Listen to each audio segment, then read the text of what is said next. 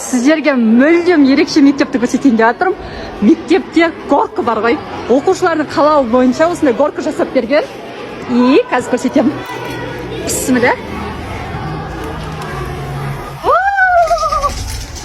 И мына жаққа мектепке шығасың. Столовый. Кайф. Мына жерде рояль бар, экран бар, фонда әдемі музыка. Ой, мен оқыған кезде осындай болғанда ғой. Біз екінші библиотекаға келдік, бұл уже кішкентай балдарға.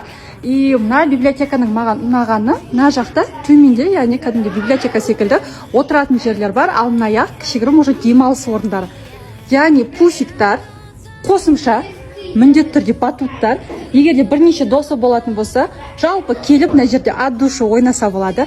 Яғни ең күштісі, егер бала шаршап кетсе бәрінен, немесе ешкімді көрмей просто ұйықтағысы келсе, мындай жасап қойған. Мынаның ішінде пуфик тығылып, просто ұйықтай берсең болады, демалай берсең болады, немесе өзің отырып кітап оқысаң болады.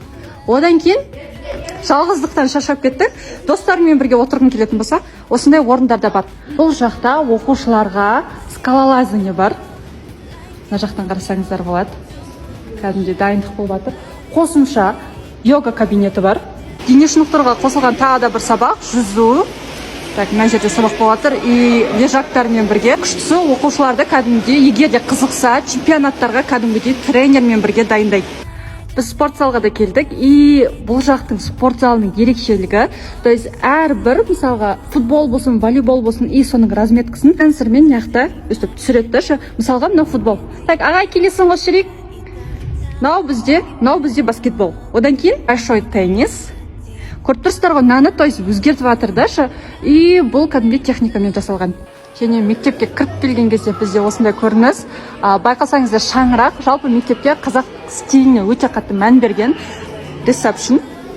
Одан кейін мектепте осындай отыратын өте көп жерлер бар. Негізі сабақты көрсетем, просто біз әліге дейін уже бір сағаттай болды мектепте жүргенімізге. Оқушыларға жасалған именно спорттық үйірмелерді бітіре алмай жатырмыз. Мына жақта кроссфит бар екен.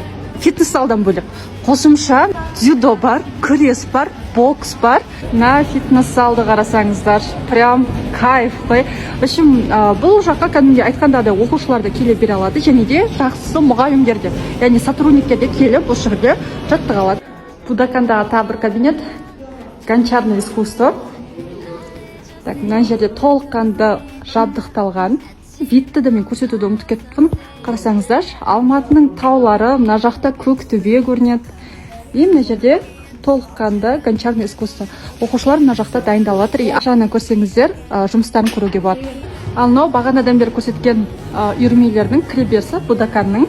Жалпы мен сіздерге көрсете алдым ба білмеймін, бірақ бұл 4 этаждықташы. То есть 4 этаж бойы неше түрлі үйірмелер, неше түрлі кружоктар. Кез келген оқушы осы мүмкіндікті кәдімгі пайдаланады.